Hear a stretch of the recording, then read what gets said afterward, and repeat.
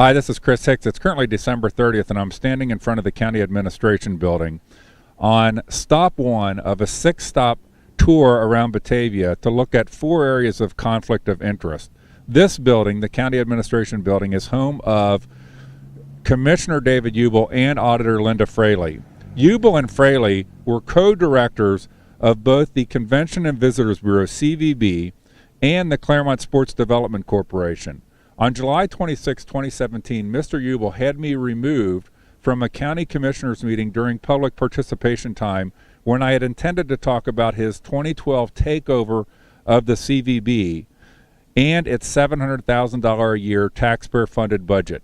Mr. Uible voted himself onto the board of the CVB along with Auditor Linda Fraley, along with Chief Deputy Auditor Chuck Tilbury, and other county officials to take control of the organization. The next day, on July 27, 2017, he wrote an email to then CVB Board President Chris Ham and CVB Interim President Jim Comedecca, in which he talks about making it look like he was not controlling the CVB. He said, quote, "The goal is to show I was appointed just as a regular Claremont County citizen to the board versus trying to control the CVB." He went on, and I quote, "Things were different in 2012 when I constructed a coup d'etat to remove the prior administration and their board appointees." So this is stop one. We're going to make 5 more stops, and we're going to point to 4 specific conflicts of interest around here in Batavia.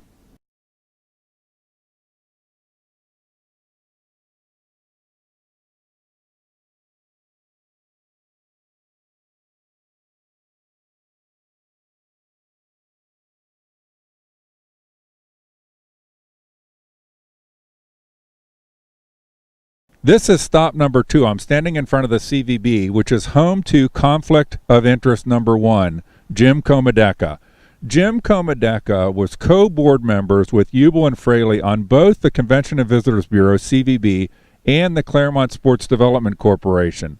While he was on the CVB board, he was also being paid consulting fees by the CVB. He then got a lucrative $90,000 annualized contract to be interim CVB president, where he could define his own job responsibilities.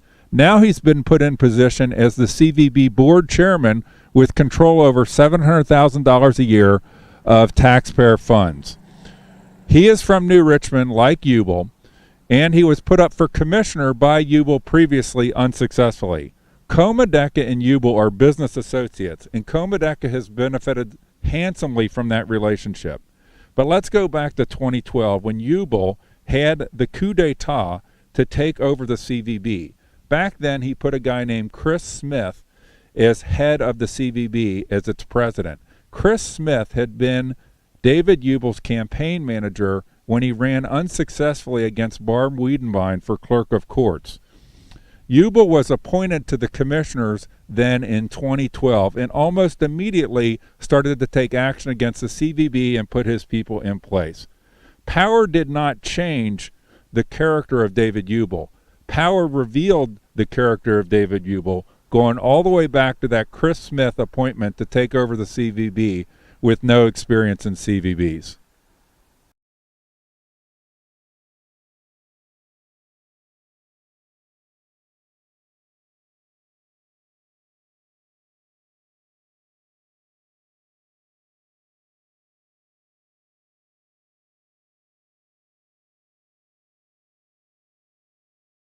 This is stop number 3. We're standing in front of the building that's home of Prosecutor Vince Faris. Prosecutor Faris has had a tumultuous run as prosecutor with incredible turnover within the office. He looked at the other way at what were, to me, obvious conflicts of interest of county officials participating in the Convention and Visitors Bureau board. He sought Attorney General's opinions only, as he put it, out of an abundance of caution, and then faced the rebuke of the Attorney General in all 4 opinions. In the process of those opinions, I learned of Mr. Faris' little secret, and it's conflict of interest number 2.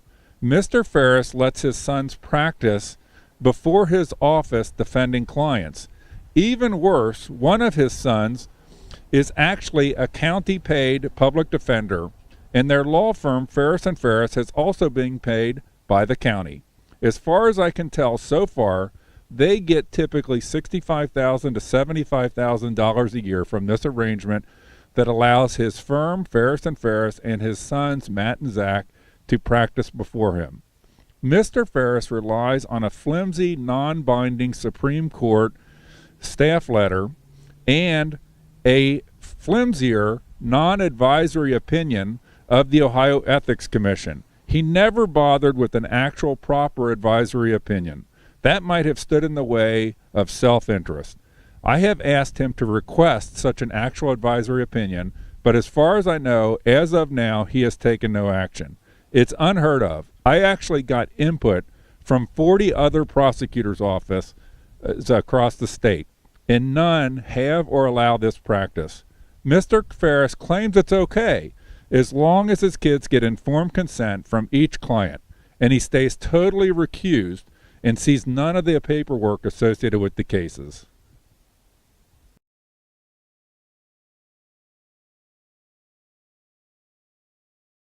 Now I'm at stop number 4. I'm standing in front of the law offices of Faris and Faris, but I'm still on conflict of interest number 2.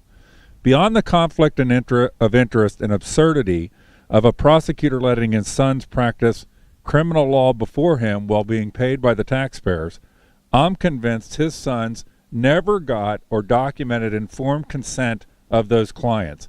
I have asked again and again for any evidence of proper informed consent, including via email, via phone, and via physical letter, with no response and no answers.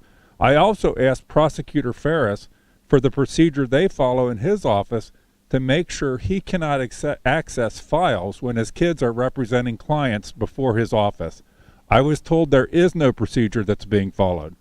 Via a records request, I have found that the situation of the prosecutor's sons practicing criminal law before his staff has happened nearly 300 times since 2012 in our county. So not only is it an absurd conflict of interest, they do not even follow the policy that Mr. Faris, Prosecutor Faris, claims is being followed, which is his sons getting informed consent documented from each client and him completely recusing himself from each of those cases and being unable to access any of the files or have any discussions about the case.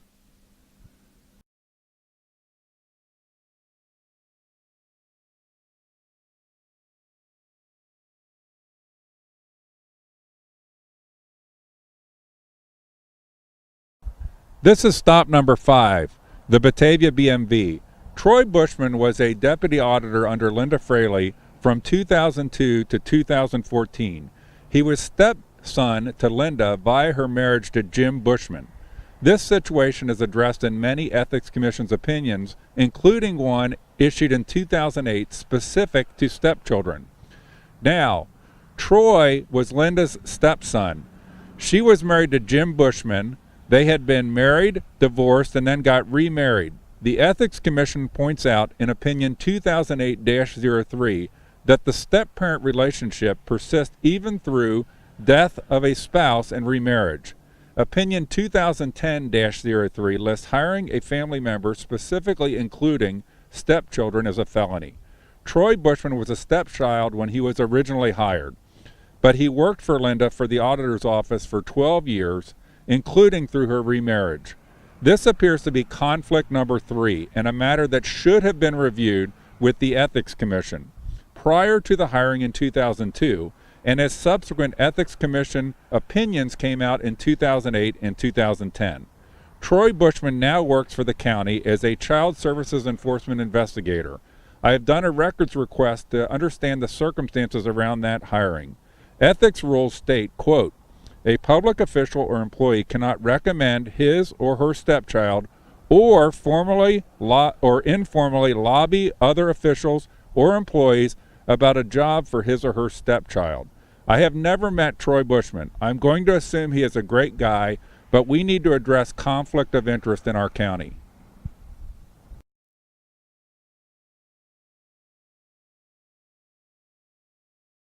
This is stop number 6. I'm currently standing in front of Republican Party headquarters, and this is where it really starts, and I'm going to call this conflict of interest number 4.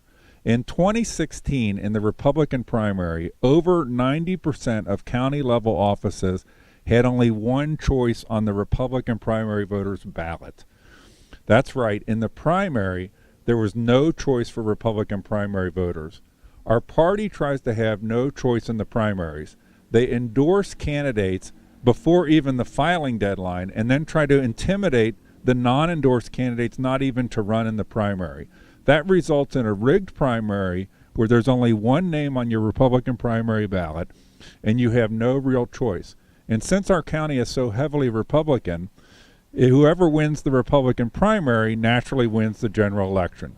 So about 140 people decide who will be the elected officials in our county by rigging the primaries to have only one choice for Republican primary voters.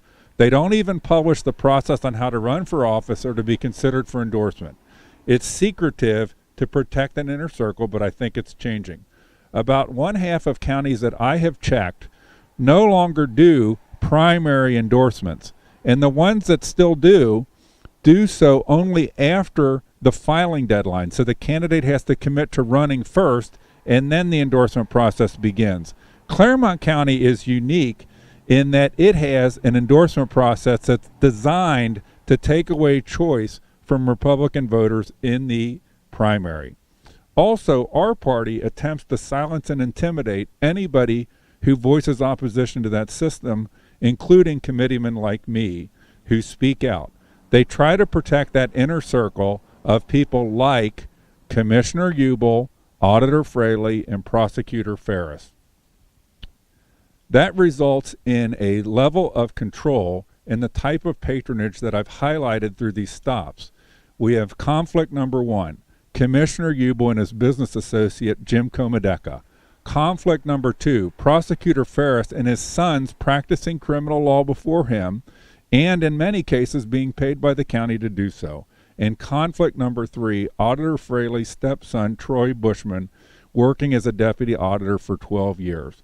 All of them making money off of the taxpayers by virtue of their relationship to an elected official. But why is this conflict number four? Because Commissioner Uible is also head of the Republican Party, and he seeks endorsement as part of this same process. But since he's also president of the county commissioners, he controls or has control over the budgets of the elected officials in our county. So no one is going to dare cross Boss Uible. And I've only scratched the surface of how Uible puts his people in key positions to maintain a tight grip. It's time to say no. We need real reform and to get rid of self-interest and opportunism. Why do you think that Commissioner Uible has gone so far to try to silence me? You knowing the truth threatens his power and the power of the people around him, in control of all these little schemes of his associates. Money and power are on the line here, folks. Honesty and integrity are in short supply, but we can work together and make 2018 a year of real change for our party and for the system that we use to bring forward the best candidates for our people to make the best county for all of us to live in.